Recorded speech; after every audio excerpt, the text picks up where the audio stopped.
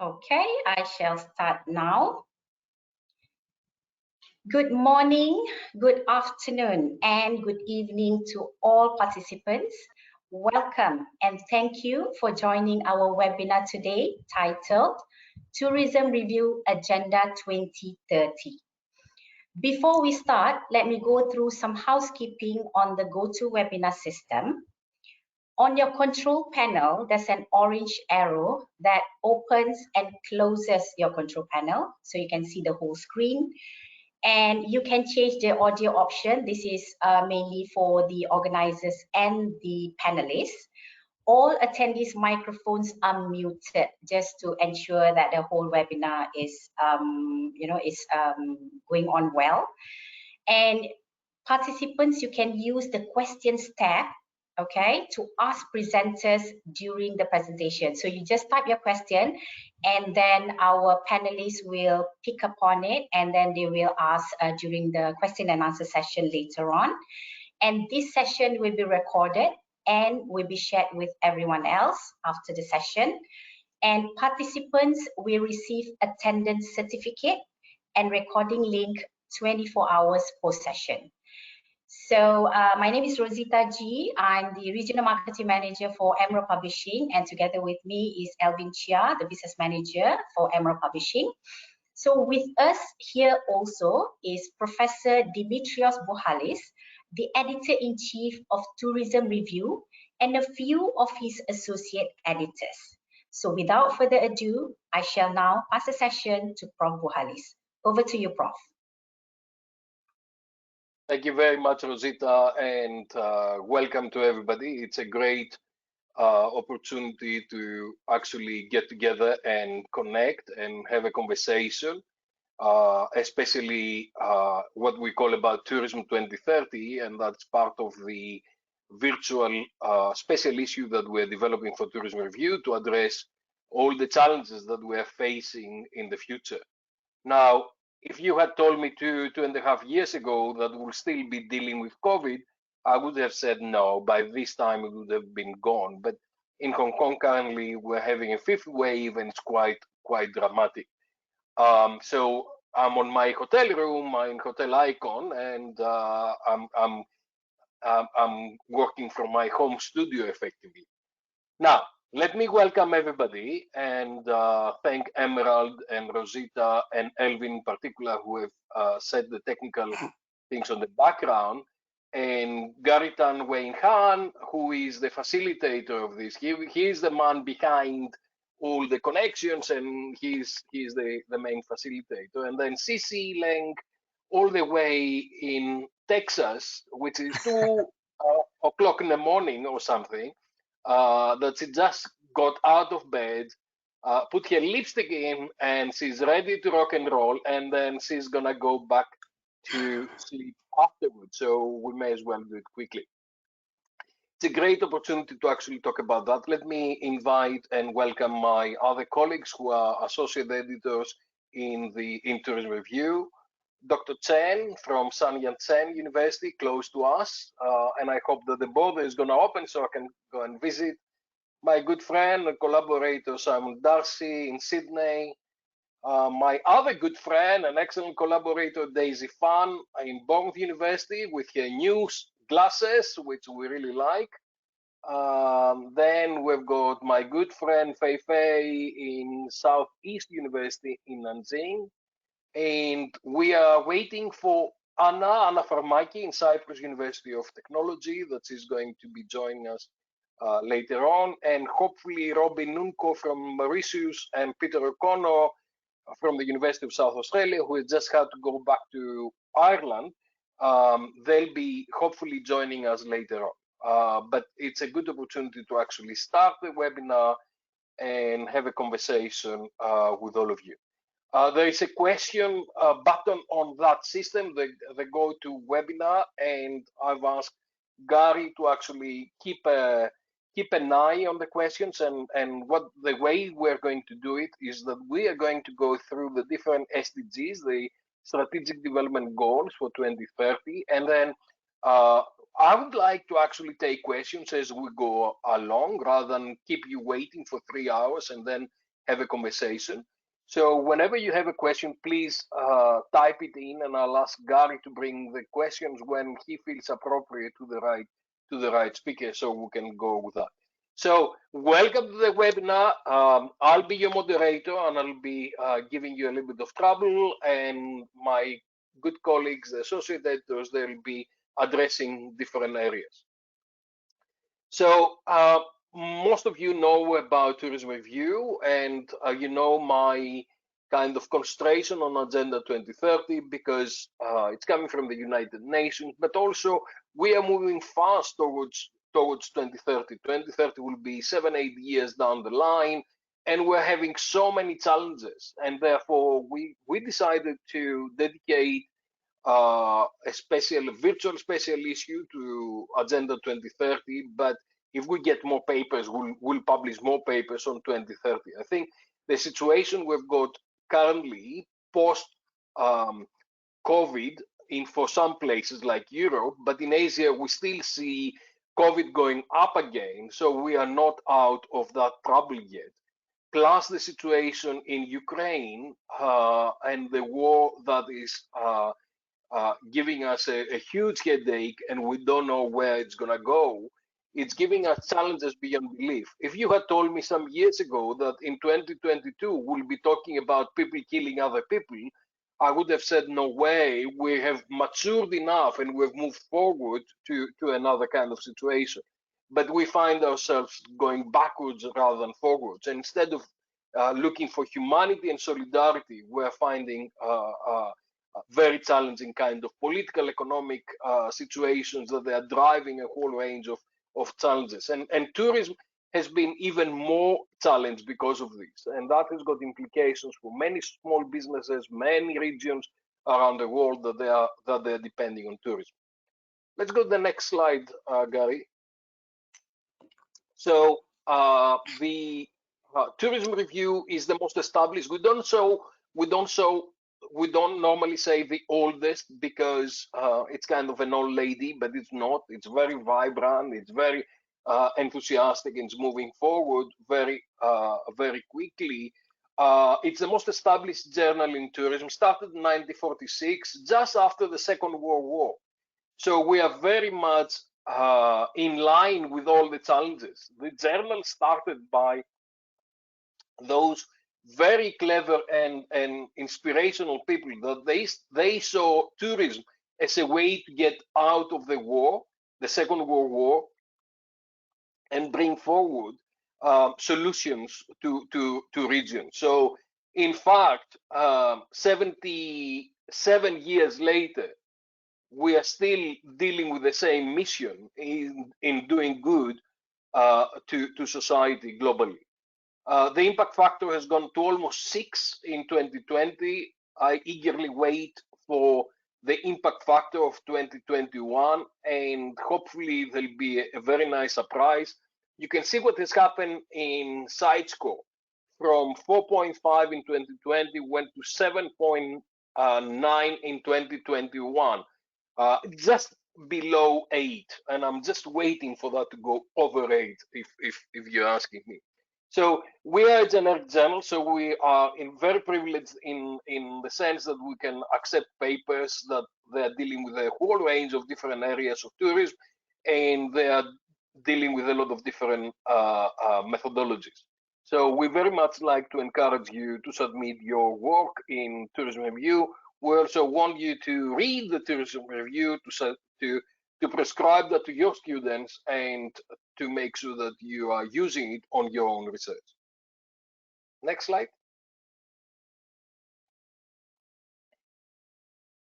This must be the video. Okay, so you have got a video from Emerald in the headquarters, and they like to say how Emerald is looking after the United Nations Strategic Development Goals. So that will be a video for about 1 minute and 40 seconds. At Emerald Publishing, we aim to champion researchers, practitioners, policymakers and organisations who share our goals of contributing to a more ethical, responsible and sustainable way of working. working together with institutions that recognise that governments should be just, lawful and built on ethical and sustainable practices. Those that lead with integrity and are underpinned by robust management systems, that are educating future leaders across all industries. We will work with them to facilitate the real impact of what they do. And by aligning our content to the UN Sustainable Development Goals, we can help researchers deliver real societal change. If this goal matches your institution's vision and you're passionate about decent work for all that doesn't discriminate or cause harm to economies, communities or resources, please get in touch. We're here to support you by ensuring your work reaches a wide audience and influences real change. We invite authors who share the same goal to get in touch by visiting our Responsible Management Information Hub. As well as using the page to get in touch, you can also find out about other research in this area, discover publishing options and access support tools, blogs and news. We look forward to hearing from you.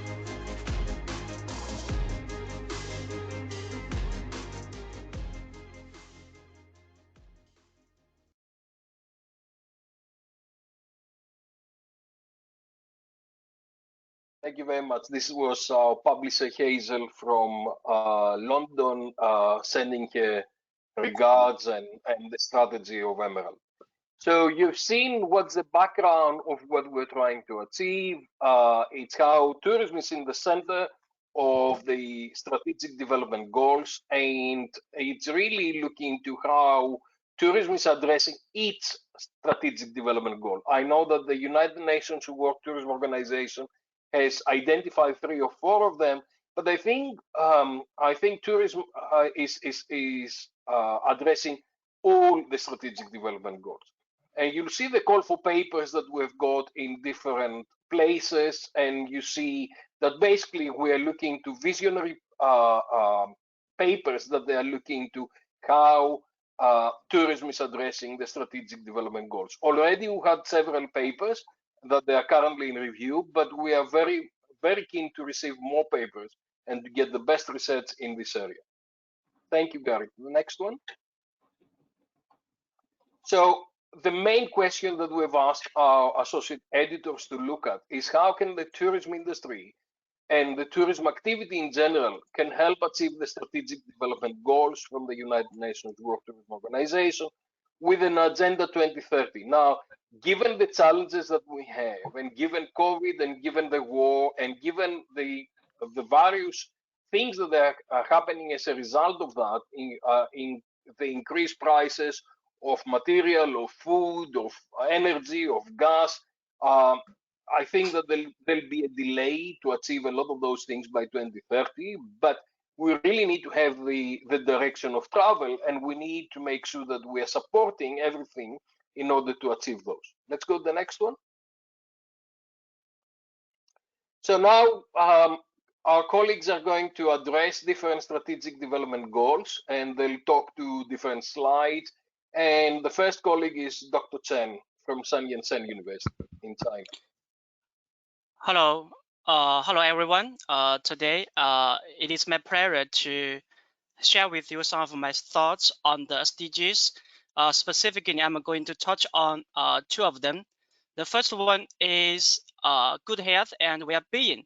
Actually, as you may know, that much attention has been given to frontline employees and tourists' mental health problems and their well-being issues. But actually, we have largely ignored a very big group of people in our industry, the entrepreneurs, the founders, the CEOs in the travel, tourism, and hospitality industry. They need to be focused because they are making decisions, and they are in charge of the tourism business. So actually, the mental health problems of tourism and entrepreneurs have not yet received enough attention. In the general entrepreneurship literature, actually research has shown mental health problems has become a very serious problem for entrepreneurs globally. For instance, there is a research that shows almost half of entrepreneurs have suffered from at least one mental health problem at some point in their lives. Actually, if you are troubled, if you are a high manager, if you are a decision maker, I'm not just a ordinary tourism practitioner, you are very critical to the sustainable development of the tourism business and to the industry. So actually there is a research which is not published yet, and it shows that the mental distress of tourism entrepreneurs during a crisis, for example, the COVID-19 pandemic, still have a very huge impact on their business sustainability. This paper is not published yet, but I would like to recommend that we need to pay more attention to the following aspects. As I have said, that we have paid enough attention. I mean, we have paid much attention to the well-being, to the mental health problems of tourists, and to those ordinary employees. But now we need to pay more attention to another group of very important person. The first one is that we need to pay more attention to those small and medium-sized tourism business, because the majority of tourism business is small and medium-sized business. And the second aspect is that the gender differences in mental health of entrepreneurs should be fully explored. There are a growing number of studies that looks into the gender differences in entrepreneurship, but we still need more research into the relationship between mental health and tourism business sustainabilities and other business behaviors. So, okay, the next slide. Thank you. Next, I'm going to talk a little bit about the SDG 6. Before you go to the next slide, let's go back. Let's talk one SDG at the time. Just give me 1 minute. Have we got any questions, Gary? So far, Prof, no questions. Okay, that's great. So there are a lot of issues here, like Dr. Chen mentioned, and also we've got aging, we've got a whole range of health and also mental health as well. And if there is something that we've learned in the last 2 years, is how important tourism is to mental health. And I think that should be reflected. And also, I don't want to concentrate on the 2030 too much on COVID, but what we've learned from COVID will be very, very interesting in the future. Thank you. Thank you. Let's go to the next slide. Okay, let's move on. Next, I'm going to talk about the SDG 6, clean water and sanitation. According to my personal understanding, actually the tourism and hospitality industry is a very large water consumer, and also in many parts of the world and in many aspects, the industry is actually a big polluter. So the relationship between clean water and tourism development is very complicated. So I would like to suggest that we need to pay more attention to the interplays between clean water and sanitation and tourism development, especially in developing regions. And specifically, I would like to recommend the following 4 future research directions. The first one is who has the priority, especially in those developing regions. Who has been given the priority to have access to the clean water, the locals or the tourists? There has been a growing tensions between these 2 groups of people. The second one is how can tourism development projects improve the availability of clean water, especially in heritage regions and in arid areas. This is a very big issue for people who are currently living in a place that has been designated as a World Heritage Site. For example, in those there is many cases in the Asian context. The third one I would like to address is the governance issues with regard to clean water and sanitation in tourism development, especially the stakeholder relationships, the institutional changes, the politics, and exaggerate. The last one is that from a behavior perspective, I mean, a lot of study have examined the environmental behaviors of tourists with regard to water saving, but most of them are actually are focused on intentions. But we know intentions sometimes is just intentions. So maybe in the future we should pay more attention to actual behaviors, mostly based on experiment studies. We really need to encourage how tourist environmental behaviors can be realized, their actual behaviors. So that's all about this slide. Thank you very much, Dr. Chen. Have you got any questions, Gary? So far, no questions. Oh, sorry. I think we might have a question. Just for one.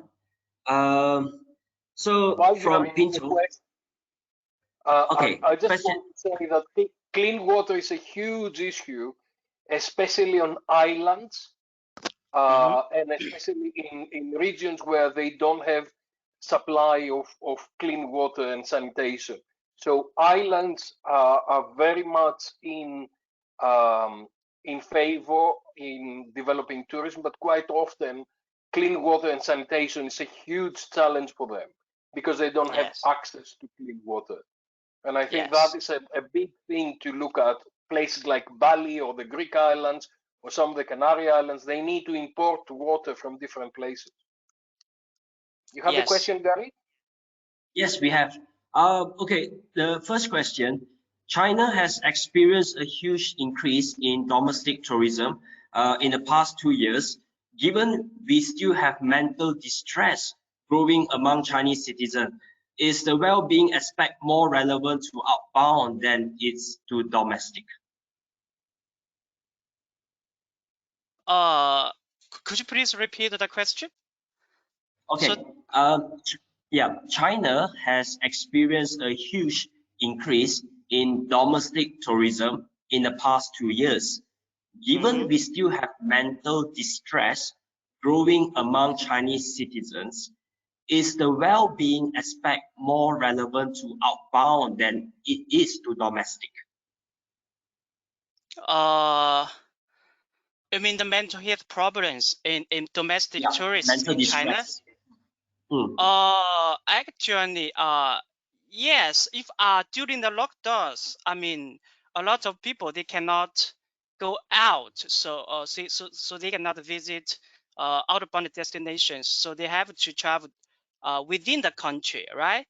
I think this is also a very important way to relieve themselves. I mean, if you are kept home, I mean, your mental health will be a very big problem. But so far so good. I mean, yeah. At least we can travel domestically. Yeah. This is a global problem. We found that everywhere. A lot of people had to stay domestic and actually they explore their backyard, which is also very good because most of tourism around the world is domestic. It's actually not international. But of course they were missed. Yes. And another important point is that China is so big, right?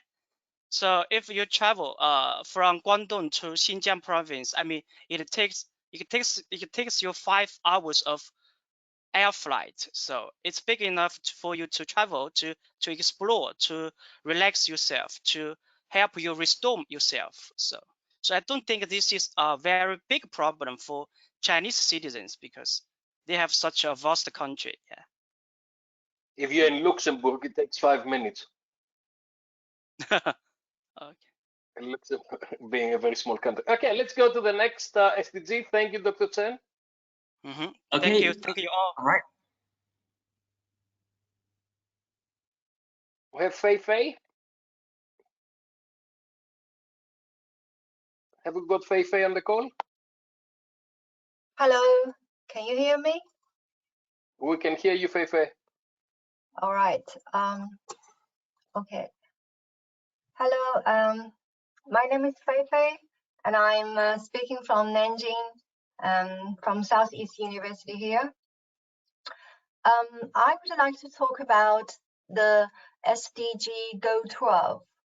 As we all know that the United Nations Environmental Programme talked about the Goal 12. It states as to ensure sustainable consumption and production practices necessarily entails to respect the biophysical boundaries of the planet and to reduce current global consumption rates in order to fit with the biophysical capacity to produce ecosystem services and benefits. Essentially, I think this just makes us to think about this the balance between development and sustainable, right? So the way I see it, I think we need to consider two things in particular. One, I think we need to consider the consumption within the capacity of nature environment. Obviously, we see in a lot of countries, we have seen a shift from anthropocentrism to ecocentrism. Well, anthropocentrism is where people think they are the dominant of the world, while the ecocentrism thinks that human beings should not be the center of the world, but we should treat animals, we should treat the ecosystems, flowers and trees, we should treat them equally. Therefore, we see there is already a shift from the anthropocentrism to ecocentrism, which will lead to green consumption. We have seen a lot of examples. There is support for buying organic food. You know, there are also many other ways to support green consumption. I think this also means we need to have a more domestic view on nature, wildlife, and human beings, because we are on one planet. Talking about the COVID-19 global pandemic, which has drastically shifted the landscape of sustainable consumption. You know, I think the anticipated future impacts are not well known, particularly the long-term impacts. But we can see in the tourism field, we can see some trends such as people prefer to go to short distance, people prefer shorter holidays, domestic tourism, as just mentioned, and also staycation. Instead of moving around, people just stay in one particular place for rather than moving from place to place. You know, I think this all means less carbon footprint. We also see trends like people go to rural destinations, people prefer to go outdoor activities, appreciate more about nature. I think in last year's special issue of Frontiers in Sustainability, there's one particular paper, and this paper proposed a paradise scenario of sustainable consumption as a low pressure on the nature environment, which we can understand, and high productivity, this is what we want. And they also propose a third dimension of happiness. Just now I heard that people talked about the questions about well-being, happiness. So in this particular paper, they mentioned a third dimension of how we measure sustainable consumption instead of traditionally care about environment and think about productivity, but we also adding this new dimension of psychological elements like happiness. I think this is a new dimension. This is particularly talked after, or we say the post-COVID-19 post the COVID-19 era. Will this be reflected in travel and tourism? I think this is something we can think about or talk about, definitely. Another thing I think which is important talking about the SDG 12 is the consumption with the principle of equality between and within generations. I think this is also important, particularly we think about ethical issues in tourism. We see in the pandemic, we see the differences in a lot of different countries. In some countries, people can quickly get in a vaccine, but in other countries, particularly developing countries, people cannot be getting the vaccine very quickly. And we talked about social justice. In tourism, we have fair trade tourism. Also, I think, will this be emphasized particularly in the post-COVID world? And I think another question we need to think about is the sustainable lifestyle and the travel behavior. We all know that during the COVID-19 situation, everything is slowed down. We enjoy spend time with our families due to this slowed down particularly. And in a paper talk about consumption, Professor Shapley talked about moderate consumption. This slowed down the spending less patterns that makes us to think about our consumption. Some of the consumption, is it necessary? Do we really need those consumption? Therefore, the term moderate consumption. I think this is something we need to think about as well after the COVID-19 situation. And I think also we need to think about a sustainable use of tourism resources. A lot of people say that technology can help. Yes, we think about we are using a much cleaner engine. We're using biofuel. We are thinking about using technology to help us. Yes, technology can help to deal with the environmental issues, but policy matters. I think in Shapley's research about young people, they find that only cost and policy will make the young people fly less. So in his paper, he concluded that policy is the most important thing. And he called that a good dictatorship matters. But I think fundamentally, perhaps it's more the environmental ethics that we need to think about. It's basically the way how we treat nature. It's the way how we deal with nature.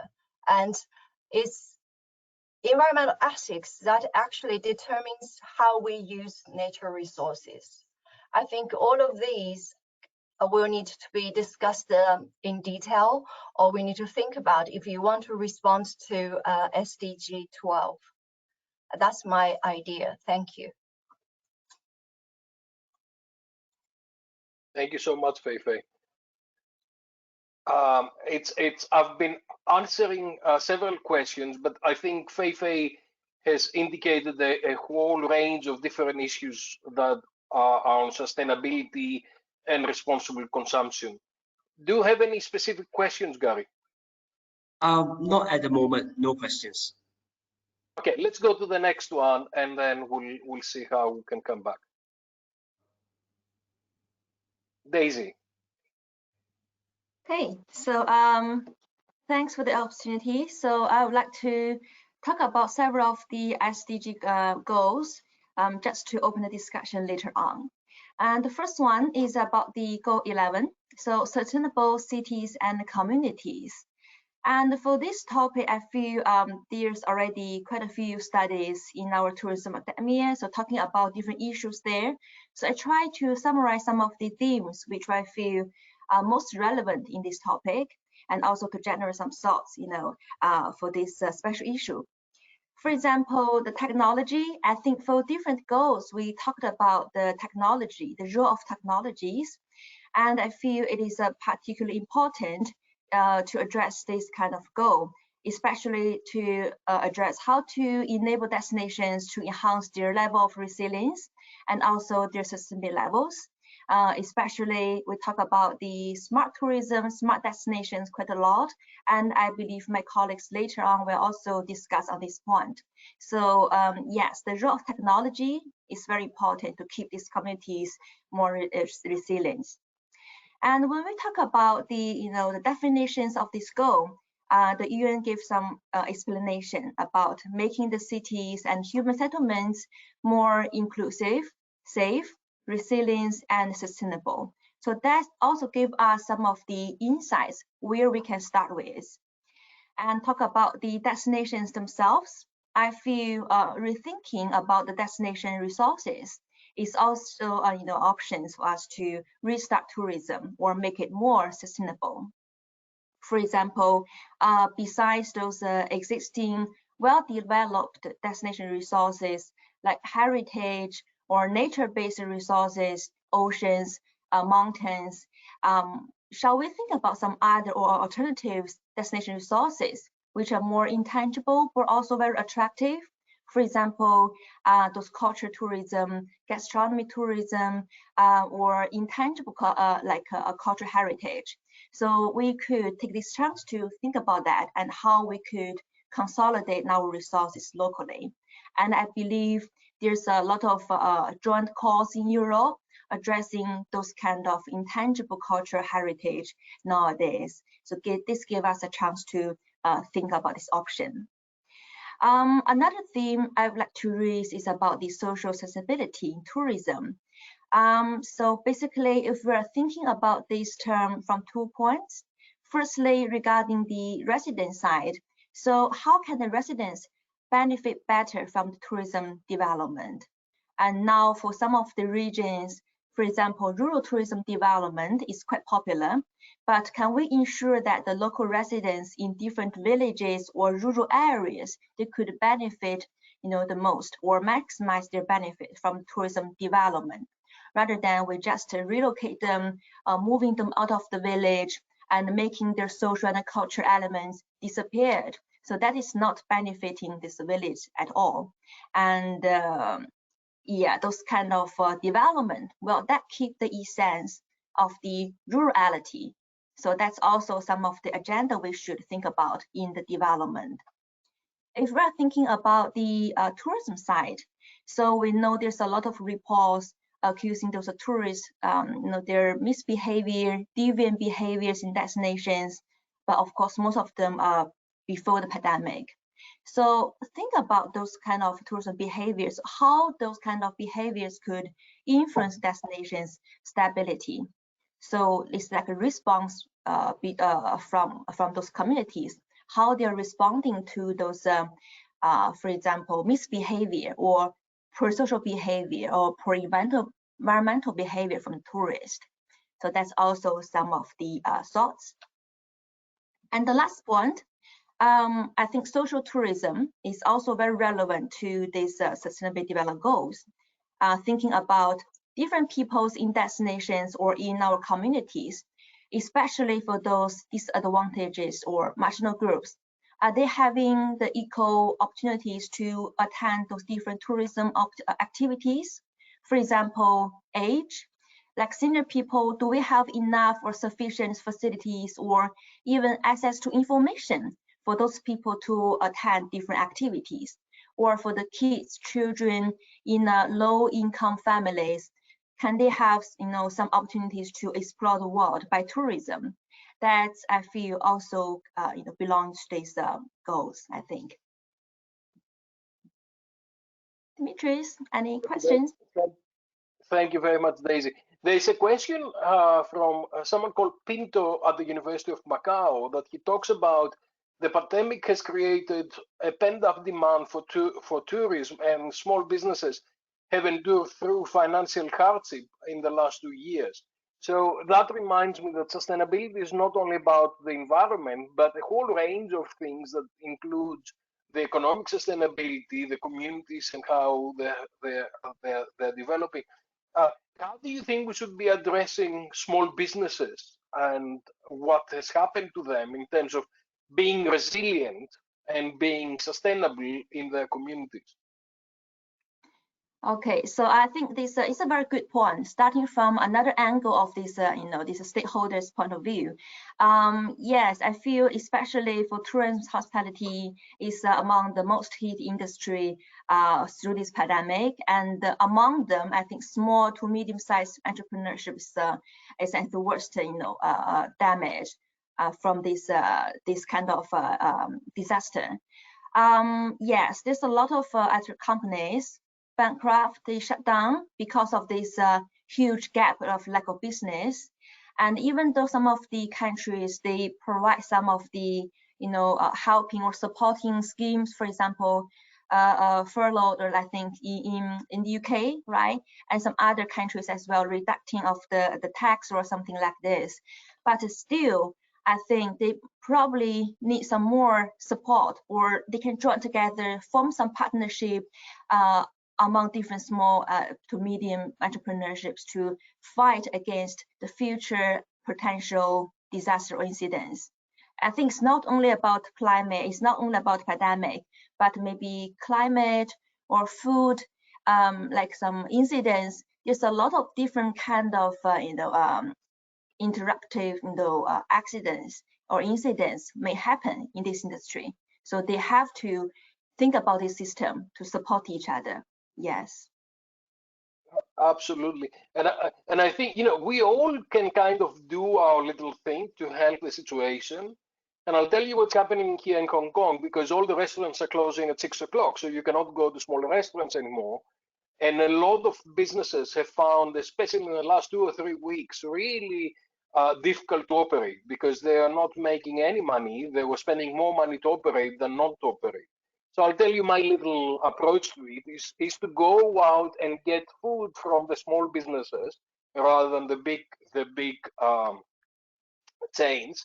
And the other thing is to not use Deliveroo or Food Panda or any of the applications, because these applications, they charge 25-30% of the ticket for the distribution.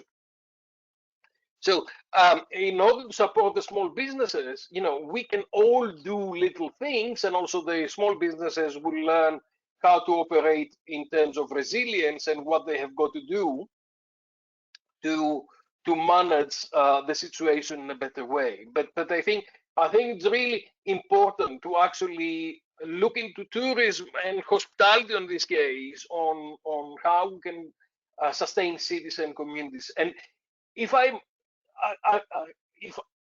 also like to pay tribute to some of the restaurants and some of the places around the world that during all this crisis, despite being affected, they were producing food for communities that they needed it. They're delivering to hospitals, they're delivering in a lot of places. There's one restaurant, Indian restaurant, I think, in London called Panas that has donated 100,000 meals to people that they needed that. And this is the level of solidarity that is actually sustaining cities and communities by bringing everybody together and bring the social structures together. And I think that is something we really want to see, some solidarity papers, and to see how communities can get together at the time of crisis and how they can build resilience in cities and communities. Okay, I think just to add to the point, I think if you're comparing the SMEs with those big hotel chains or like international groups, I think they also have some bright side in facing those kind of uncertainties. For example, they're more flexible. They don't really need to pay some certain fees or some particular huge amount of employees during different period. So I think this is the bright side of those SMEs. So I think one of the students with Dimitrios and me, I think he's doing some research about how to those tour guides during this pandemic, how they are using their capacities and with the support from sharing economy platforms. So building up their self-efficacy, how to manage different kind of capacities to try to lose less at the beginning and how to negotiate with the customers. And it turned out to be, especially during the pandemic, the tour guide, especially on the shared economy, they're getting more business since they are more flexible. They have more private services. So that is more favored during the pandemic. So there's still some hope, but we need to be, together to think about solutions. Thank you very much. Let's go to the next SDG. I'm answering to a lot of you on the questions at the same time, so we can save a little bit of time and cover everything. So Daisy, you're taking the next one as well, right? Energy. Yes, it's me again. Even though I'm not the expert in energy and also the next one, life and the water, but I just want to open the discussion, give a little bit of introduction. And I noticed, I think Professor Robin Nampuku has already joined us. So if any points you want to add in, please jump in, okay? So for goal number 7, affordable and clean energy. So it's all about to ensure we have the access to affordable, reliable, and sustainable and modern energy for all. So this is more a very general term, and it's actually applied to tourism quite well. But unfortunately, I think we don't really so far receive a lot of submissions or research piece of work regarding for energy or for the life and the water, those kind of topics. But later on, I will talk about maybe what's the constraints. So first, we would think about what's those new or renewable energies compared with the traditional kind of energy we're consuming. For example, from solar, wind, hydro, geothermal, or different biomasses. There's a lot of other alternative resources that we could consider, especially for the small to medium-sized entrepreneurship, which they do not really consume that huge amount of energy, but they can think about other solutions to, on one hand, save the the environment, but also to reduce some of their cost. Okay, so that is one of the direction. But however, I think that the point is, how well have those hotels or attractions adopted to those new energies? Any barriers or constraints they're facing, maybe because of the economics, high expenses to replace everything in place, or was their understanding or psychological adaptation to these new things? That can be one direction. And also, how can we link the new energies adaptation with our customers' satisfaction and also the business performance? Since at the end of the day, the business want to earn some money. So if the customers really agree with the green energy or renewable energy, they feel this is part of their value, personal value. So that could also push the adaptation of this process. But also the governments or organizations also need to play their roles in pushing or promoting the adaptation of these new energies. And another angle is about so many people like self-driving trips, how well they're adapting these electric cars. I think there are more and more people using electric cars at least in UK, I noticed. So how about the other parts of the world? So what motivates them to use that? We can also do some research to find it out. And the next thing, with those energies, how can we have a higher efficiency and the lower pollutions? And I think that also linked back to Dr. Chen's topic, less pollution. Since some of the energy, maybe they're producing more pollution, and maybe the new energies they can help us save the environment. And one example is about the cruise ship or cruise travel, which heavily relies on the energies and that's they support every single activities on board. So how can we try to address this issue, make it more sustainable, including introducing new energies and also new technologies. That is also part of the our agenda. And also, what I think is less maybe research in tourism, solely addressing the clean energy, since this highly interdisciplinary. As a tourism scholars by ourselves, it might be impossible for us to, to tackle this kind of problem.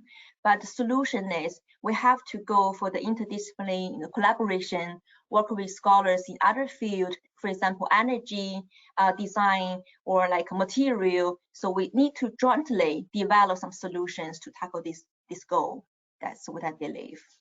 Yeah. Thank you very much, Daisy. And I think a lot of issues will be emerging now because energy is the key area that we are challenged with the war in Ukraine and with Russia. And I think that's the biggest challenge that we are facing right now, and we need to look at that. Equally, what also the situation for this year is that everybody has seen their energy bills going very high, and I think a lot of tourism and hospitality organizations will find it very challenging to operate. The airlines will probably have to increase the price ticket because of the fuel prices.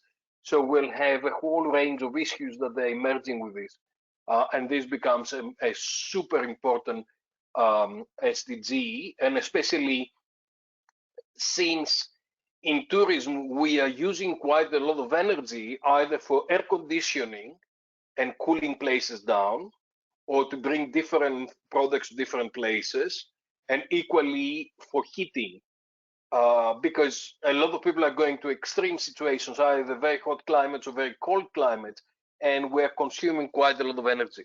So I think we'd like to see some research on this, and would like to receive papers that they are addressing that. Thank you very much. Let's go to the next slide.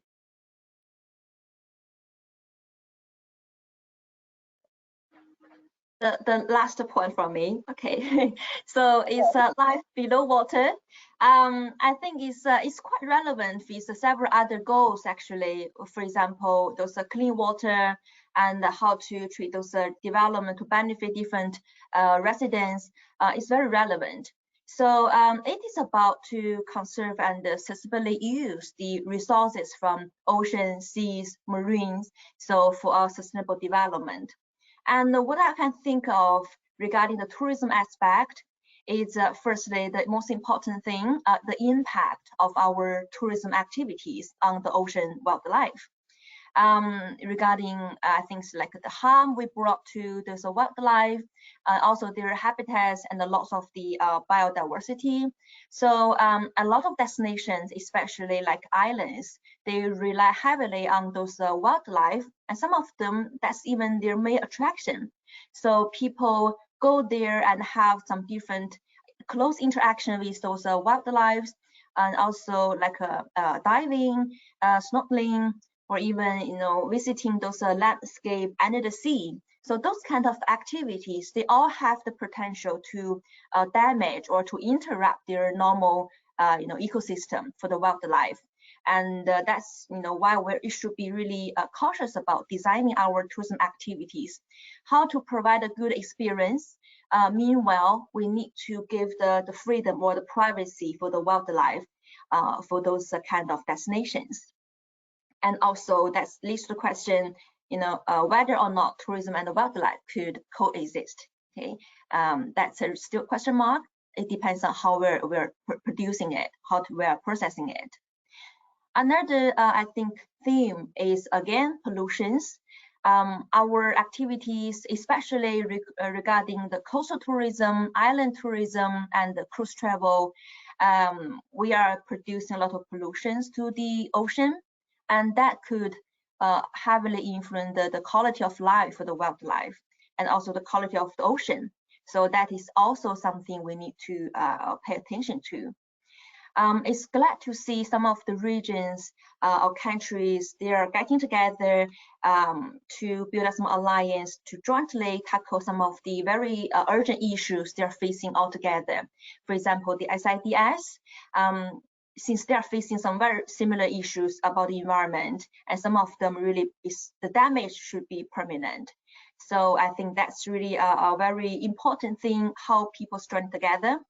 I think also building up partnership, no matter from the private or public sector, or from the business to organization aspect, people should get together to jointly develop some of the solutions or procedures to develop islands tourism. Another point I feel compared with the land-based tourism, we tend to have a less research on those, our attitudes or behaviors regarding those ocean-based tourism. So, for example, we have a lot of measurements or studies tackling on tourist environmental friendly behavior, responsible behavior, or poor environmental behavior, but not many of them addressing the ocean-related or those coastal-related tourism activities. So I believe that may be a very different skills of measurement or behavior set of rules. So that's also some of my thoughts here. Thank you very much, Daisy. Any issues, any questions, colleagues? Simon, do you like to talk about life below water? No, that's fine. You're fine. Okay, there's a huge range of challenges that we are facing there, and I think and again, I'm answering to a lot of the questions that are happening on the chat and the questions, and a lot of people are asking a lot of questions, and they're asking for us to provide the questions, and I keep repeating, please do the research, write the paper, and submit it to Tourism Review, because we don't have all the answers, and especially we wouldn't give any answers unless we had the opportunity to actually study something in detail. And also they're asking, can we extend the deadline? I'll extend the deadline to middle of May, so I will take papers for 2030 until middle of May, so we'll be able to review them in time for the special issue. Hopefully we'll do the first issue of 2023 will be the special issue, but we may have delay. So please take ideas, please submit papers, do the research and submit papers, and show us how Tourism Review can support the tourism industry and the tourism governance, and also the tourists, to address those challenges as they are outlined on SDG. Let's go to the next one, Gary. So Simon, on decent work and economic growth. Yes, Dimitrios, that's why you saw me have some movement. I thought I was up next, but I would like to make a segue in coming off the issues to do with island tourism. We've got a tradition in Australia where we acknowledge the country of the First Nations people on whose land I give this presentation from today. In my case, the Gadigal people of the Eora Nation, who are very much the traditional owners of the areas that most of you would see as the main tourist areas of Sydney, including the Bennelong, one of the first leaders of the Indigenous community with colonisation. And there are some significant issues with First Nations people all around the world, and they are also some people that are really struggling with climate and climate action, which will be my my next issue. But it also links in with decent work and economic growth. There's been a lot of tourism that has been based on First Nations people, but not a lot of the wealth shared with First Nations people. And that segues into decent work and economic growth. I'm going to present a little critical edge to it as well, and I'm keeping an eye on the time. In drawing on the ILO, International Labour Organization definition of decent work, it sums up the aspirations of people in their working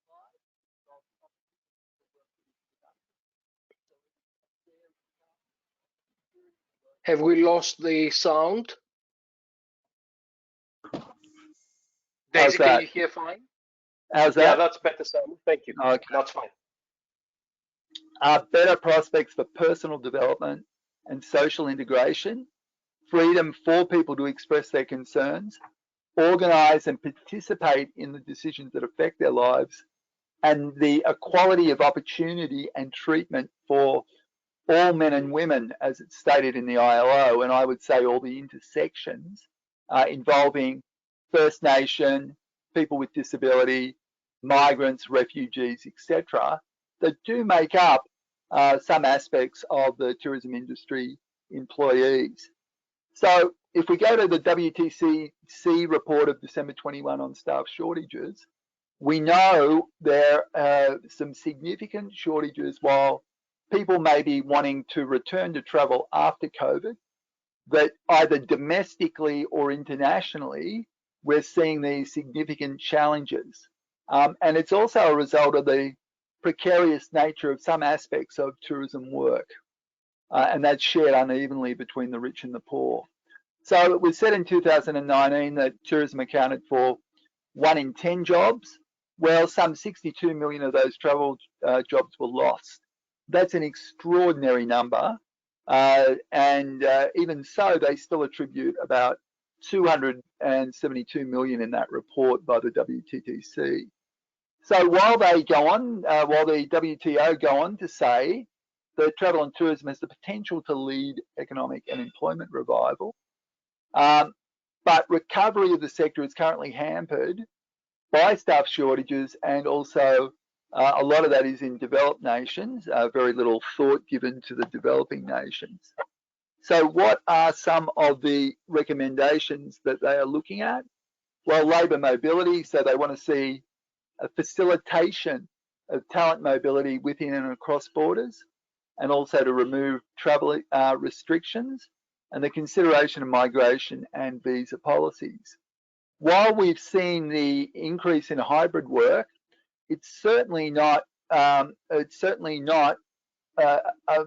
possibility for anyone in customer-facing service roles. So we see that there's again an uneven distribution of hybrid work in tourism to the management classes, who often are overrepresented by developed world people having those senior higher paid jobs in the developing world. We also see that if they're really going to be serious, it's about training, reskilling and upskilling to retain workforce. Because what we're seeing now is people saying, I've been out of work, out of my hospitality position now for up to 2 years, or it's been very precarious in that time.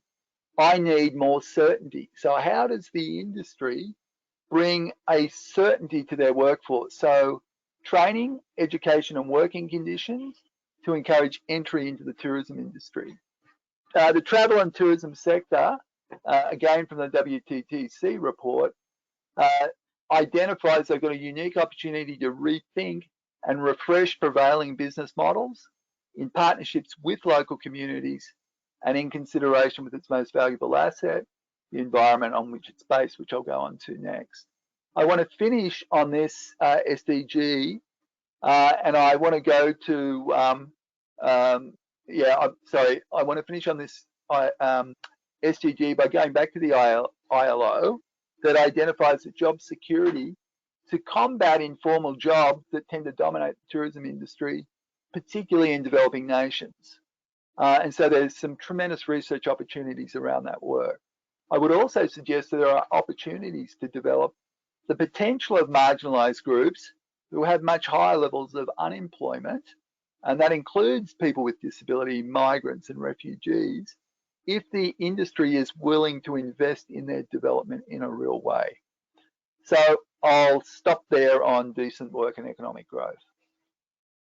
Thank you very much, Simon. I think this is one of the biggest issues currently, because what we've seen is that when we're coming back from COVID in those economies that they are opening, they find really, really difficult to recruit people to work in industry, and especially on the lower levels of skill, it's really difficult to do that. So kitchen workers, not chefs necessarily, but kitchen workers, housekeepers, people in the lower ranking and lower paid jobs, they find most of the organizations around the world, they find it really difficult to actually recruit. And I understand that many places in Australia and in England and in many different places underutilize their assets. They cannot operate in full capacity because they cannot find the staff to operate the full capacity.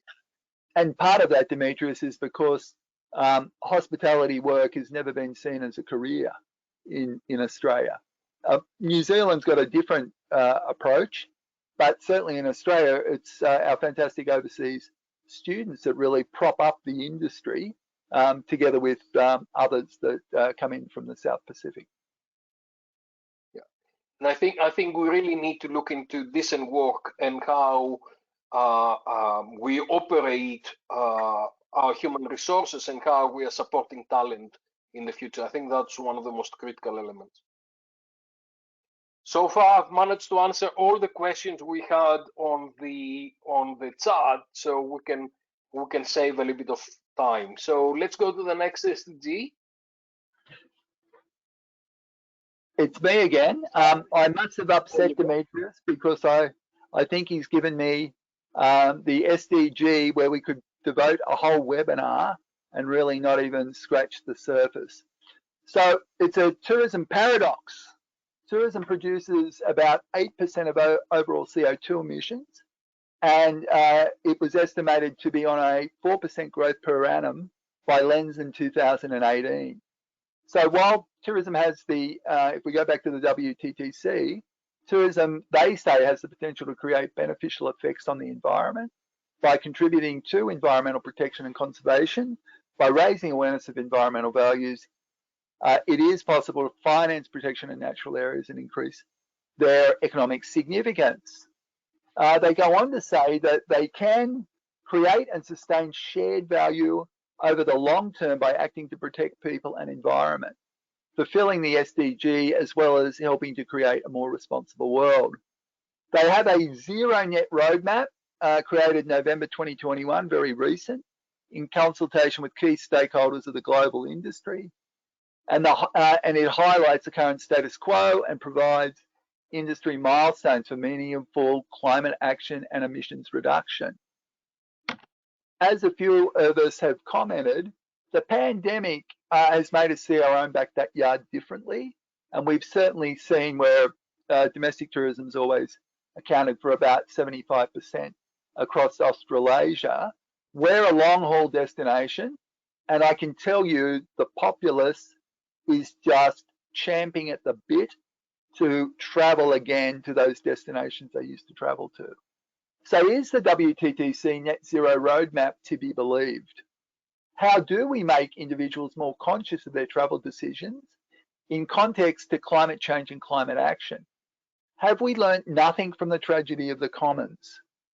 As we know, the balance, in the balance between resource rich and resource poor countries is stark, and the gap seems to be widening. We may talk of protecting people and environments, yet we have seen with recent events in the Ukraine, and I felt quite conflicted about presenting on tourism when everything's going on over there at the moment, and we're once again under the threat of nuclear weapons. Decarbonising must be more than a consumer choice, and while technology has some solutions, we must look at the very structure of our economies. Responsible tourism won't do it alone, and we need to reorientate rights and interests of local communities where we are more, quote, accountable to social and ecological limits. Higgins Destaboy's 2020, a very good article that quote came from. So this is complex, wicked, social ecological problem across 5 levels: the individual, the interpersonal, organizational, community, and global policy. Great areas for research. I want to go to Inga Anderson to finish, the Executive Director of the UNEP. The sector has less than 10 years to accelerate the transition to low carbon and circular business solutions to create new opportunities in energy generation, as just been said, and halve transport emissions by 2030, and to integrate nature-based solutions into their operations. If people have got papers in this area, I know Dimitrios will be glad to take them and get them refereed. I'll finish there. Thank you very much, Simon. Huge, huge, huge challenge, and that becomes even more complicated right now with all the things that are happening. Okay, let's progress to the next SDG. Anna, welcome, Anna. Thank you. Sorry for being late. I had a class, so I didn't hear what was discussed in the first 30 minutes. Okay, we were saying how wonderful you are. Okay, so I will start with the first SDG, no poverty. Just to provide some background in terms of poverty. Poverty is basically measured by income in most countries and by most intergovernmental organizations. And there are two types of poverty that are recognized. The first is extreme poverty, which is also known as absolute poverty. And of course, this refers to situations or countries where population live on a very minimal wage. They are not able to provide and cover their basic needs, whether that is have access to clean water or food or shelter and so on. And relative poverty is basically poverty levels that are measured in a country or in a region relative to others. And this is what we tend to use in the European Union. We tend to measure relative poverty of the EU member states. Now, the interesting thing with poverty is that in terms of tourism, we have in our mind certain destinations that we regard as poor.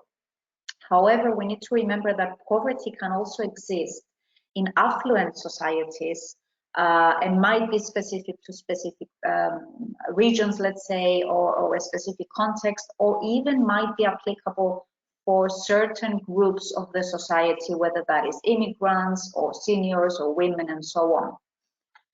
Now, in terms of the post-pandemic era, what do we expect?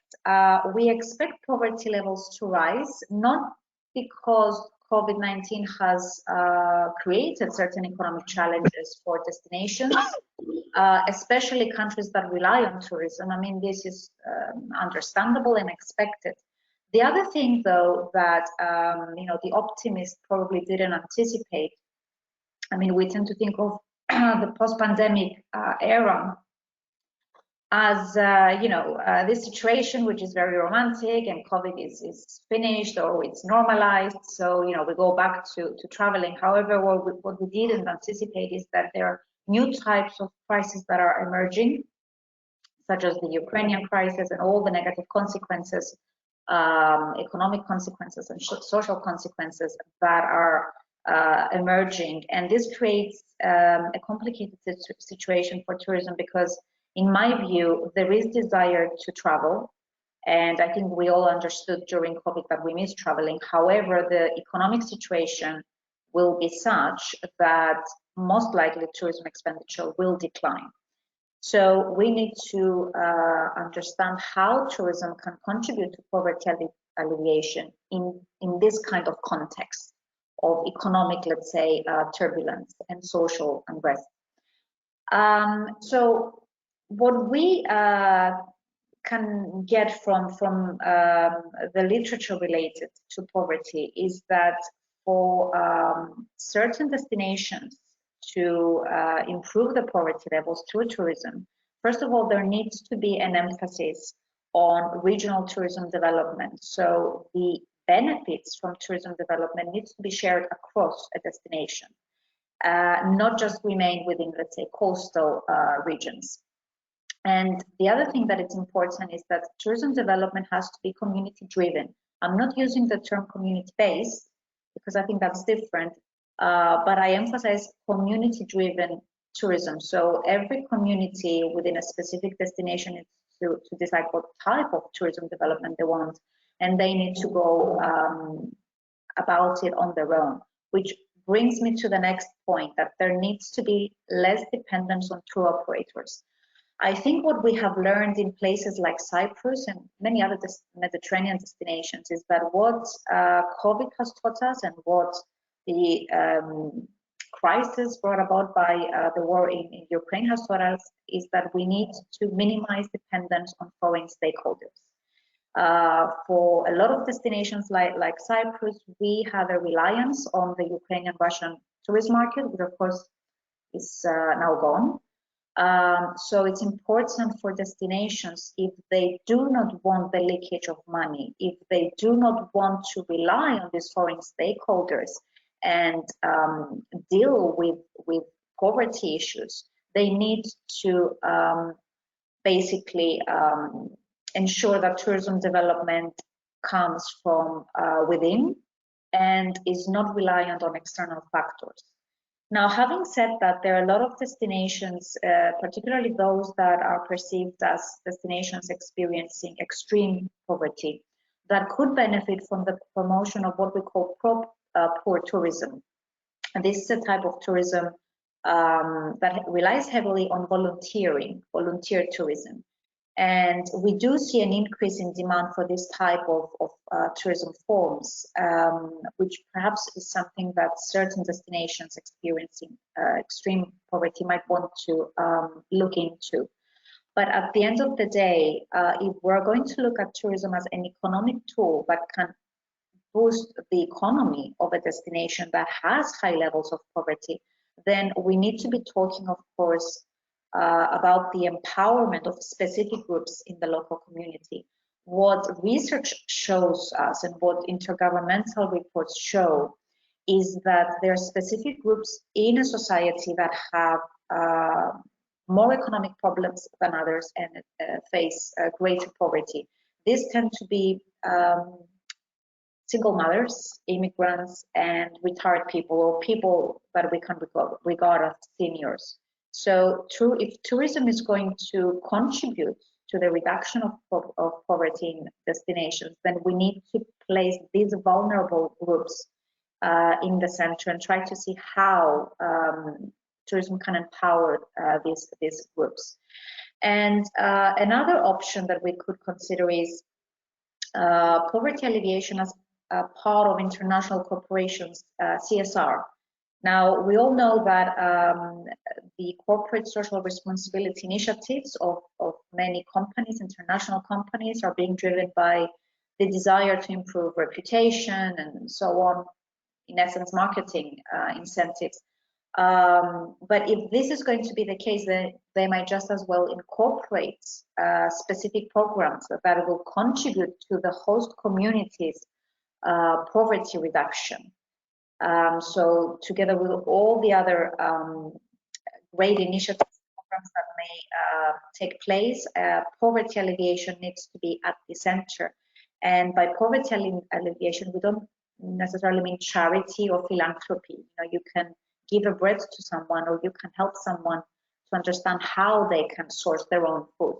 So it is this how the host community basically can stand in its own feet, that is important and needs to be addressed by international corporations.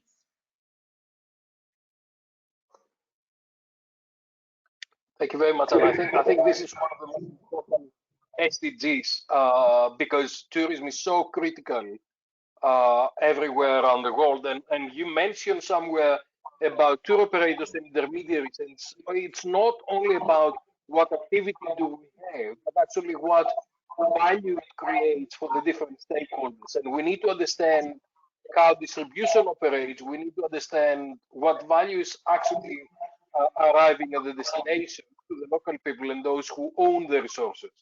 And this has always been the case, but now it's becoming much more critical and much more obvious because we can actually assess the situation in different places. Mm-hmm. Okay. You'd like to say something? I just wanted to mention that we tend to have this kind of like black and white view of tourism, you know, where tourism can contribute economically to a destination, even though it yields several social and environmental pressures. But I think the question here that we need to understand is, it's not about tourism contributing economically to a society, a host community. It's about also what type of tourism development is best in order to alleviate poverty. And of course, this is context specific. Like I said, there are destinations that are facing extreme poverty, and there are others that are generally affluent societies, and they just have specific regions that may have higher levels of poverty. But tourism can be a great tool if it's developed and managed properly and responsibly. Exactly. And I think the other thing with poverty is that we tend to associate some regions and some countries with poverty, but the worst poverty I've ever seen is in the United States, in some enclaves of very, very difficult situations, and in England and some other places where you wouldn't expect that you find that. And I was expecting to one of our African students here that in some countries that they are poor countries, everybody is poor around them, and therefore people are sharing co-suffering, but they don't have different kind of wealth to compare with. While in some of the developing countries, even in Hong Kong, what you find is that the vast majority of the people are quite poor. 25%, 1/4 of the population is below the poverty line. And equally, you find a very high level of the population that's very rich, and they've got a lot of resources. So it's poverty is not a matter of location only, but it's really about distribution of wealth in societies. And then what do we do with tourism, and how does distribution of wealth supports that strategic development goal? I think that's absolutely critical, and I'd love to see some papers on this. Just another comment. I was just going to make another comment on that, particularly around single mothers were mentioned, but also in Australia, the largest growing group of homeless is women over 50 who are separated in their relationships. So we've got another underclass over the 50-year-old mark. So it's a very complex problem across the developed and the developing world.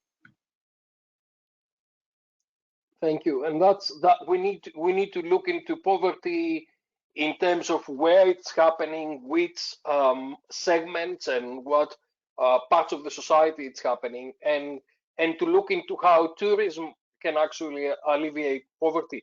And I have to say that in my travels, and before COVID, I was traveling everywhere, I've seen so many places where tourism has actually contributed to that. And let's be honest, in some regions, tourism is the only viable economic activity, which is a bad thing on its own right, but actually that's a reality. So in some of the islands, some of the places, you find that tourism is probably the only activity that we can do because there are other activities would have never achieved sustainable competitive advantage. So and a lot of, I was really concerned when a lot of people came out and they were talking about degrowth. Immediately they start talking about degrowth when COVID happened. And as you know, I've never subscribed to over-tourism because I don't think over-tourism exists. It's really about managing flows and managing activities that are happening. But so poverty is a critical thing that we need to address within the local context in different places, and we must look into this. Gary, how many more slides or SDGs have we got? Because we don't have it in order, so I don't know how much. Okay, we still have 1, 2, 3, 4, 5, probably 5 more. Okay, we're doing good. Okay, so the next one is Anna as well, right? Yes, the next one though. Yeah. Reducing inequality. Yes. All right. No, okay, Gary, so we're going to gender equality. Okay. So hold on, you had 12 before? I had reduced inequalities before, yes. Oh, sorry, is this? Yeah. Yes. Yeah. Okay. Sorry. I mean, to be honest, I think that all of these SDGs are kind of related. You know, I mean, we talk about reducing inequalities in a way, whether that is economic, social, or political inequalities that exist between various groups. But these are related, of course, like poverty enhances these inequalities. And at the end of the day, when we look at the tourism activity, we have the dominant society, which is, you know, the dominant group is the tourists. They have the power, they've got the money. And then they visit a host community. And what we tend to see is like an illusion. You know, we've got two types of scenes. We've got the destination that the tourists see, the westernized resorts, you know, which looks great, great scenery. And then on the other hand, we have the real, let's say, destination, how the host community lives. So it might present like two different realities in a way. So what we need to understand is, if we want to use tourism to reduce inequalities, we need to understand the sources of inequalities. And there are different types of inequalities. They're economic, social, political. A lot of these are interlinked. And we see inequalities even in the most affluent societies, even in the most affluent destinations. There are inequalities that are persistent. And again, there are certain groups in the society that tend to experience these inequalities more than others, whether that is because of religion or ethnicity or gender or age. So of course, to understand how tourism can reduce inequalities in a society, we need to look at the sources. A good starting point, of course, is to emphasize the development of sustainable tourism in order to ensure that there is an equitable distribution, not just of benefits, but of resources. So this is an important one, because in terms of, you know, empowering specific groups in the society, well, in order to do this, they need to have the resources. So tourism development should focus not just on distributing economic benefits, but also economic resources. And if we're going to emphasize community-driven tourism, then we need to see the development of perhaps small-scale alternative tourism forms that will, by extent, reduce the reliance on foreign stakeholders such as tour operators. The other thing that we need to remember in all of this is that tourism can be used as a political tool. It can be, of course, used to improve the economy of a destination, but it can also either bring different groups together. At the same time, it can deepen the social gap between people. So we do have instances where tourism has proven to improve human relations and understanding among people. In some cases, even alleviate animosity and promote social justice. And there are different types of tourism forms that help to do this. So it's not all tourism that is good or all tourism that is bad. But again, we have to go back and be selective in terms of what type of tourism we choose to develop. But I think also when we talk of reducing inequalities, we need to look at governance structures. And a bottom-up approach, of course, has been preferred in many destinations. It has been acknowledged as a sustainable development, let's say, requirement. But a key aspect, the key problem, a key challenge with tourist governance is the marginalization of certain groups, especially the local community. So if we want to reduce inequalities, we need to promote inclusivity. Inclusivity in terms of tourism decision-making and tourism development. And of course, something which is related to sustainable development, responsible tourism to promote ecological justice and balance of power between the two predominant groups, the tourists and the host community. And the difference with responsible tourism is that the tourists, the consumers need to be held accountable for their actions, for their activities. And this is important, especially in destinations that experience poverty, or we have these two different, let's say, types of realities, how people, the locals live. They might live on very bad conditions, and then where the tourist holiday. So it's important that the tourist doesn't remain in a resort, a luxury resort, but actually see, get a more authentic tourist experience and see how the local community lives and how he or she can contribute to the improvement of the conditions of the life and the well-being of the host community. Thank you very much, Anna. And a lot of people are asking me whether they can combine SDGs on their papers. And of course, reducing inequality and income and poverty are very much interrelated. So yes, you can link the different SDGs and make sure that your research is addressing those things. Thank you very much. And the next slide, Gary. That is also similar in a way, and Anna is addressing this, gender equality. Yes, gender equality. Again, like I said, a lot of these SDGs are related, depending on the context, of course. Now, gender inequality, even today, despite all these wonderful movements and initiatives and legislation that has been passed on, unfortunately, gender inequality is still persistent. In all societies, in developing destinations, in developed destinations, Western societies, and so on. So we have a lot of examples of women that face economic, political, and social discrimination, whether they're working in the industry or whether they're participating in local or regional or national politics. And of course, socially, there is a lot of discrimination. And I think what COVID has highlighted is how difficult it is for women to also balance the professional responsibilities with home responsibilities.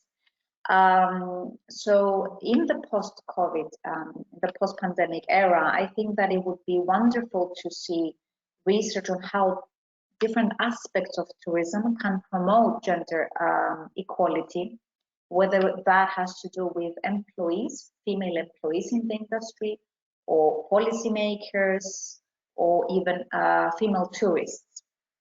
So certain issues that can be considered and addressed is how we can improve the employment of women, how we can ensure that more women are recruited in the global tourism industry. For this to happen, it's important for educational programs targeted to women to be offered. Of course, equal salaries and career progression opportunities are required, because this is something that we see even in affluent societies. We see less female managers, we see discrepancies in terms of salaries between men and women if they do the same job. We also need to make sure that there are resources provided to women who wish to pursue entrepreneurial initiatives. And tourism has proven to be a great industry for women, particularly in certain parts of the world, so that they can actually get some income.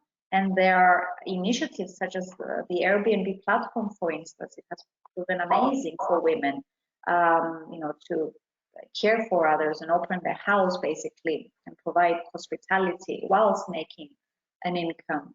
So the resources need to be provided to allow women to be creative and innovative in their own respect. Another important aspect that we don't tend to see a lot in terms of research, I believe, is how women can be included in tourism decision making. So there is a lot of studies on women and working in the industry, or female managers, but not so much on policy making and how women's involvement in this can actually influence the direction of tourism development and governance.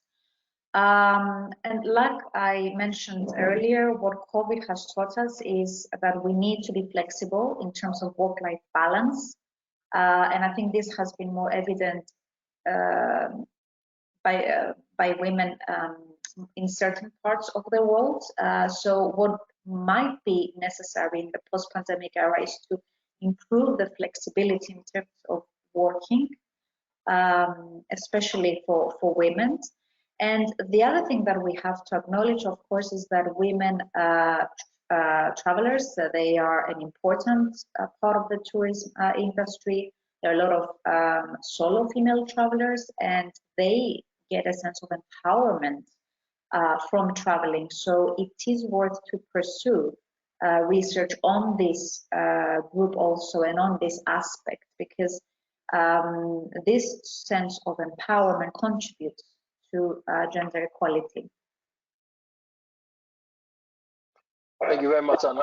We see actually most of tourism is dominated by women. We see women in all layers, and actually we see that women take the vast majority of the jobs in tourism and hospitality, but that's not reflected on the higher on the hierarchy, on the higher end of that. And we really need to look into all the issues that you mentioned.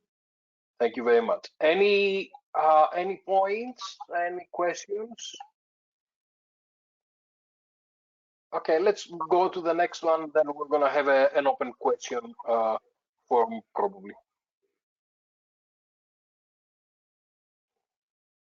Cici, you've been quiet there in the corner. It's 3 o'clock or what? Yeah, it's right now 4 a.m. So I'm getting awake now. Thank you. Hello, everyone. This is Cici Leung. I'm happy to be here today to talk about how tourism help SDGs. So it's early in the morning for me, but had good afternoon or good evening based on which time zone you are in. I'm gonna go over 2 SDGs here quickly, hopefully, because everybody's tired now at this moment for after 1.5 hours. So first of all, SDG 9 encompasses 3 important aspects of sustainable development: infrastructure, industrialization, and innovation. It aims to build resilient infrastructure, promote sustainable industrialization, and foster innovation. During COVID-19, we have witnessed its devastating impacts on global manufacturing, production, and transportation infrastructure, which calls for help from the tourism industry. So first of all, tourism development relies on good public and private infrastructure. The tourism industry can influence public policy for infrastructure update and renovation to attract tourists. In addition, tourism companies are willing to invest in sustainable facility and infrastructure that allow universal access and use, especially by persons with disabilities and other disabled groups. So accessible transportation would be a great topic to research in the future. Second, the new facility and infrastructure development has been moved toward more sustainable, innovative, and resource efficient, and the tourism industry has been focusing on decreasing carbon footprint caused by transportation, especially air travel, which actually overlaps SDG 13 climate action that Professor Darcy just covered. As my colleagues introduced early in SDG 11 and 12, technology has been a buzzword these days. The tourism industry is also a trailblazer in adopting information and communication technologies. The changing traveler needs, especially during the pandemic, further accelerate this rapid adoption of technologies. Emerging technologies that Revolutionizing future travel include Internet of Things, mobile technology, virtual reality, augmented reality, and mixed reality, artificial intelligence, AI, voice assistant and robotics, big data, blockchains, and biometrics, an umbrella term to embrace all these emerging information and communication technologies in tourism is smart tourism, referring to the application of technology for developing innovative tools in tourism. It supports destinations to find innovative ways to collect and use data derived from different sources to enhance tourism experience, improve the efficiency of resource management, maximize destination competitiveness with an emphasis on sustainable aspects. All these present endless opportunities for our future tourism research. And Professor Buhalis, I know you are an expert in this area, so please feel free to jump in. Thank you so much. I think you've covered the whole range of things, and I think it's all about value co-creation by bringing different players to use technology and innovations in the smart infrastructure and ecosystems to bring all the value that is being shared between different people. So it's really critical to look into how can we use technology, and it's not about technology, it's about how do we use technology in a smart way to bring benefits to everybody who is in the ecosystem. And I think that is a very topical kind of area that we need to address. Thank you, okay, Gary. Next slide, please.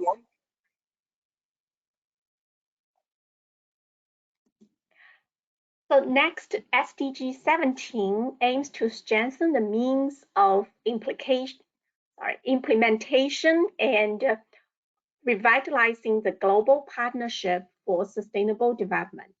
It is a call for countries to align policies for cross-sector and cross-country collaboration in pursuit of all the sustainable goals. So how can tourism help to achieve SDG 17? First of all, due to its cross-sectional nature, tourism has the ability to strengthen private-public partnerships and engage multiple stakeholders, international, national, regional, and local, to work together to achieve the SDGs and other common goals. Cooperation between tourism companies, local communities, governments, and educational institutions is essential to achieve effective sustainable tourism. The private-public partnerships also create dialogues between different stakeholders for knowledge sharing and multiplier impacts. Next, I want to bring your attention to Russia's recent invasion of Ukraine that actually brings this term, solidarity tourism, to our attention. According to UNWTO Secretary General, tourism is a genuine driver of solidarity and development. It has the power to bring people and community together. The current world situation drives us to think deeply on what the tourism industry can do to develop cross-country collaborations to help people during crisis. In the past decade, thanks to the economic, social, and technological changes, the sharing economy has grown into a multi-billion-dollar industry and brought serious challenge to the tourism industry, especially disturbing market competitions and policymaking. However, the sharing economy is also known for its reduction in net consumption and improvement in material efficiency, thus has huge potential for sustainability. In order to fully realize the sustainable benefits of the sharing economy, Destinations should encourage the cooperation of all the participants in the sharing ecosystems, including regulators, platform owners and managers, peer suppliers, consumers, and traditional company competitors. Last but not least, destination governance is the cornerstone for the success of destinations to achieve sustainable development. It takes a holistic perspective on the coordination of collective action in destinations, in which decisions are the results of interaction between public and private stakeholders. Destination governance is being a consolidated system to create and implement inclusive management processes. DMOs should encourage multi-stakeholder initiatives to be involved in destination decision-making and contribute to sustainable development.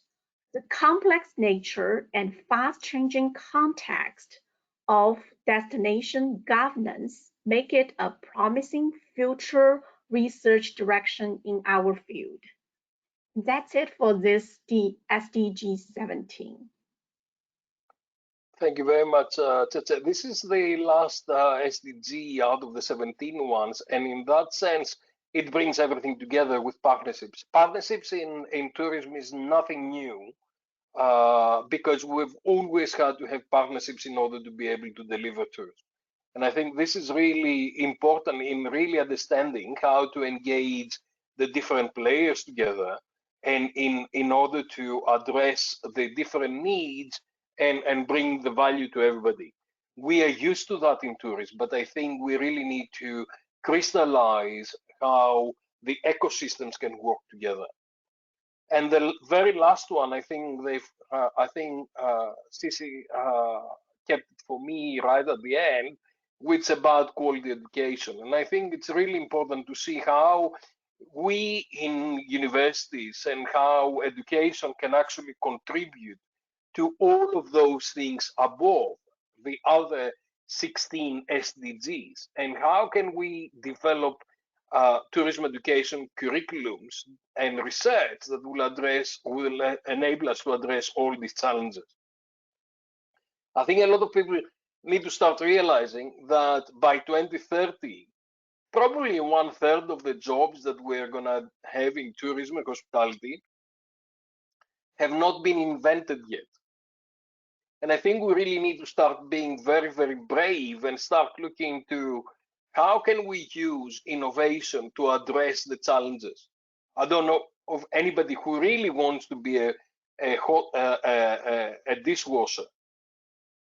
And worse than that, I don't know of anybody who'd like to be a pot washer. What do we do in research, and what innovation do we bring together to actually make decent work, and a work that is actually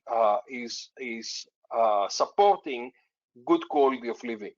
And I think this is what education should be about. Education in tourism should not only be about skills and what do we do tomorrow, but we should train our students to think how they can make destinations and how they can make the tourism industry a much better place to work, to enjoy life, and how can this activity contribute to society, to sustainability, to economies, to small business, to gender, to anybody who is marginalized. So I think we really need to see some innovations in quality of education and how those have got to be translated into tourism and how we can take these things forward. And I think that is probably the last slide we've got with SDGs, right? I think the next slide is any questions and answers. I know that in the beginning I've said that we're going to discuss every single SDG as we're going ahead, but then I was looking at my watch and I was really afraid that we're going to run out of time. So I've answered all the questions on the chat where people were asking questions. But that's an opportunity actually to take to spend 5 minutes to either discuss on the panel or to have any additional questions that people may have. So let's open 5 minutes of questions, either or discussion in the panel based on what we have heard. And I like also to give 1 minute to each of our colleagues on the panel to suggest what they would like to see published in Tourism Review in the Agenda 2030. Let's start from Gary because he hasn't spoken at all. So let's see, what would you like, Gary, to see on the Agenda 2030 in Tourism Review? Well, if you personally ask me, I would like to see more technology. Yeah, how technology is, helping to create value co-creation, helping sustainability. Yeah, in terms of communities and so on. So that's something that I would like to see more. Because technology is an enabler, and technology will support us to address a lot of those challenges. And we should be not only looking to how technology is enabling us to do things, but we should be looking to how technology can take away the hard work, bring more benefits to communities, reduce the damaging acts to the environment, and also helping us to have a better tourism activity. I'm going around in Hong Kong, and obviously I do not speak Cantonese, but I'm using Google Translate to actually speak to my smartphone and then translate it to the local people, or to read menus and to kind of engage in conversation. So what we'll see is a whole range of technological activities coming forward and capabilities that will support us doing a lot of these things. On the gender thing, I was advising one of my colleagues and good friends back in England who was looking after 3 kids. And when I spoke to her, she said, I used to work as a revenue manager, but now I cannot because I'm working, I'm raising my kids. And I said, okay, if you really want to go back to work, there's a possibility to actually telework, because now we are becoming digital nomads and work around the times that you will have available. And revenue management is one of these things that can give you don't need face-to-face meeting with customers. So it gives you a little bit of flexibility in what time you're doing it. So there'll be a lot of technological developments coming forward. So who would like to bring some concluding remarks? Simon? Yeah, I opened up the mic. I'd like to come back to the innovation space and the infrastructure space. There's no doubt that in one area of equality and around disability, the area I do most of my work in, that technology can help with some things, but a global commitment to accessible infrastructure, particularly transport infrastructure, is the biggest problem facing people with mobility disability. There's some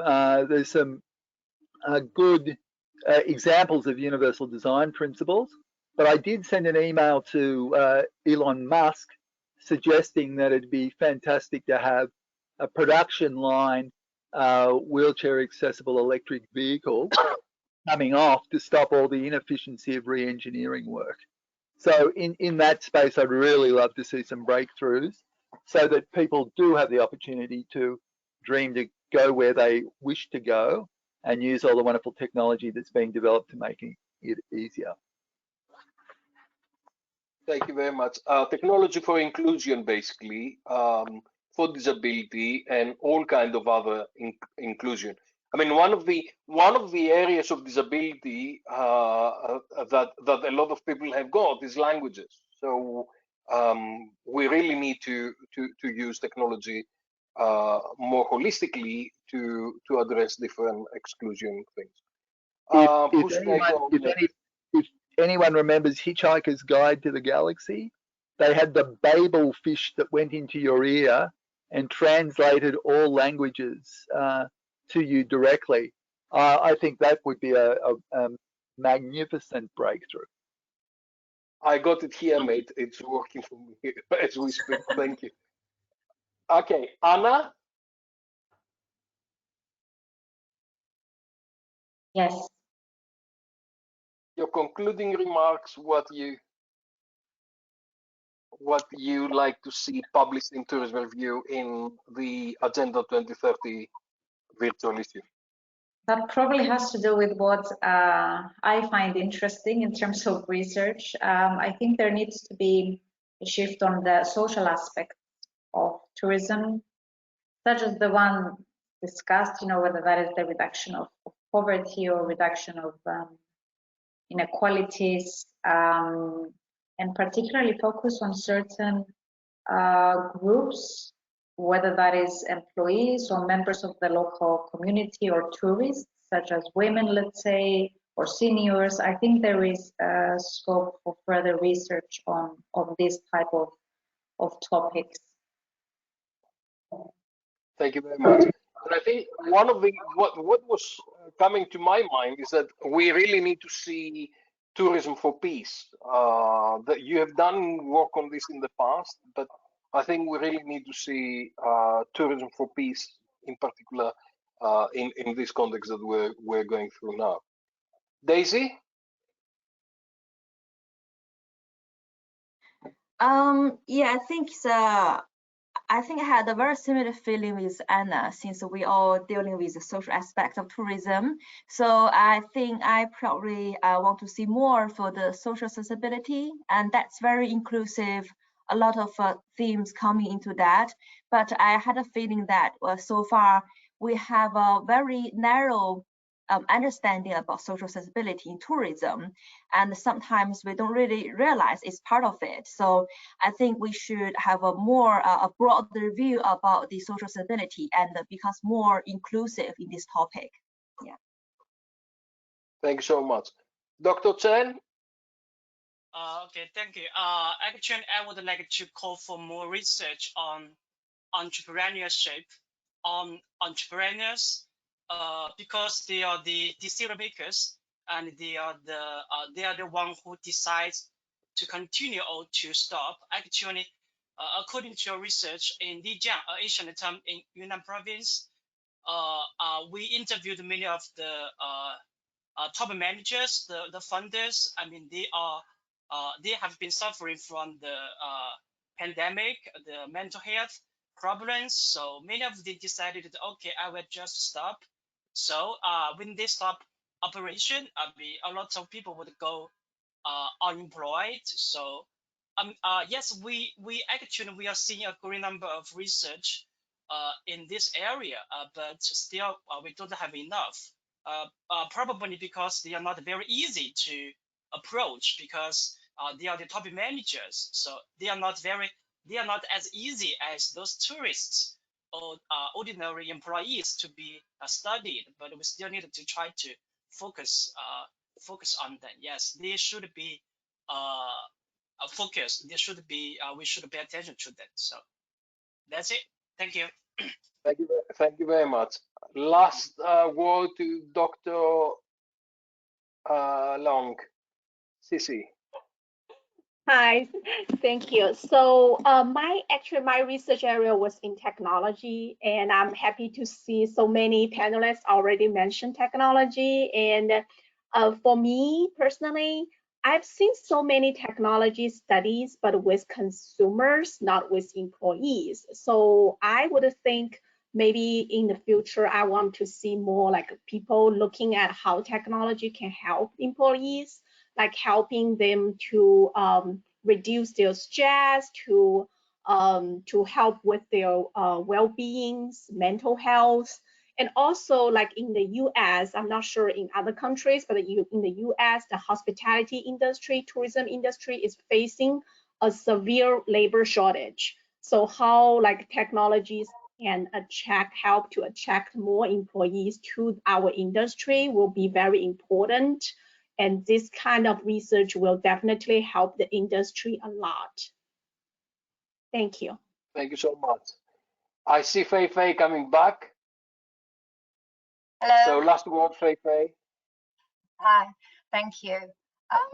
I think the SDG we talked about today, the 17 goals, and as Anna mentioned earlier, I think a lot of them are related to each other.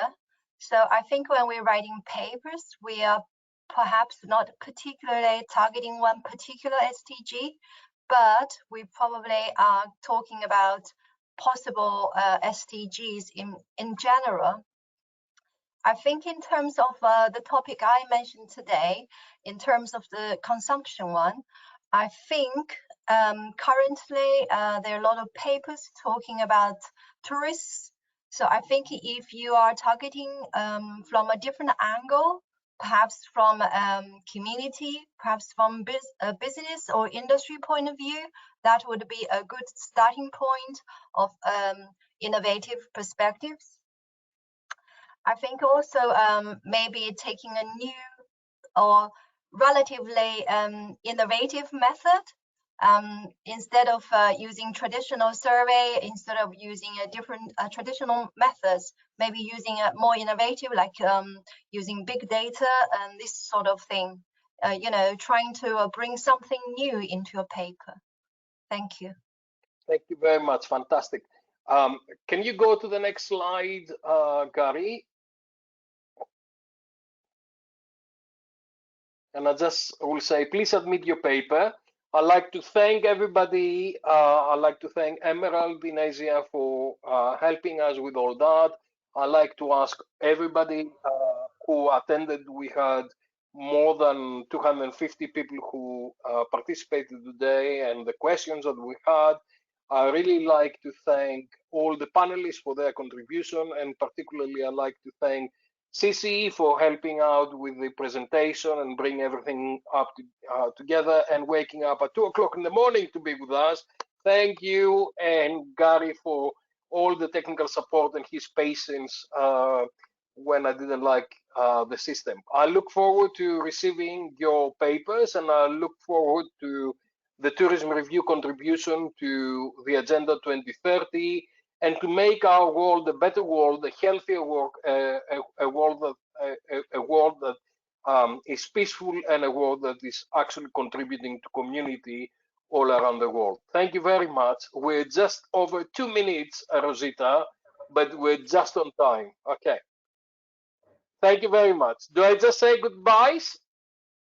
And I'll say good mornings, good evenings, good afternoons, and I'm looking forward to receiving your papers. Thank you.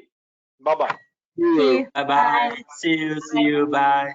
Take care. Bye. We will upload. Bye, everyone. We will also upload this seminar so other people can watch it if they don't have the opportunity to do already. Thank you very much. Thank you. Thank you. Bye-bye.